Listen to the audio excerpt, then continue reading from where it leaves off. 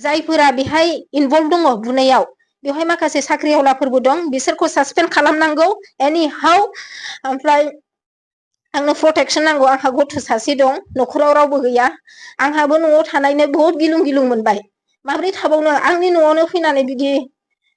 team लानानै फैयोबा आंहाबो निश्चय गिनाया फैगोन थ' आंनो दा प्रटेक्शन नांगौ जायफोर दङ बिसोरखौ एरेस्ट खालामजोबनांगौ आंनि एफआइआरआव होनायखौ आरो जायफोरा साख्रियाव दं बेखौ सासपेन्ड खालामनांगौ आरो आं रावबो पार्टिखौ आङो बेयाव बुङाखै दुसियाखै आं बुंनोबो थाङा जास्ट आंनि न'खराव आंनि फिसायखौ बेबायदि हालोद खालायफैनायनि थाखाय बुथारनो दाननो सुनो आंनि मेगनजों नुनायनि थाखाय आं बे एफआइआरखौ होदों बेनोसै आरो आं नियाय नांगौ आरो बिसोरखौ एरेस्ट खालायनांगौ जेबायदि खस्थ'आव दं दा आइसि रुमनिफ्राय आं दासो बख'दों आंनो नियाय नांगौ आंनो प्रटेक्शन नांगौ दिनै आंनि फिसायखौ बिदि खालायदों आं दा बिसोरखौ एफआइआर होबाय गाबोन आंनि फिसा आंखौबो खालायनि मा मानि दं नेक्स्ट टाइम खालायनि मा मानि दं न'आवनो बिसोर फैनानै बिदि खालामबाय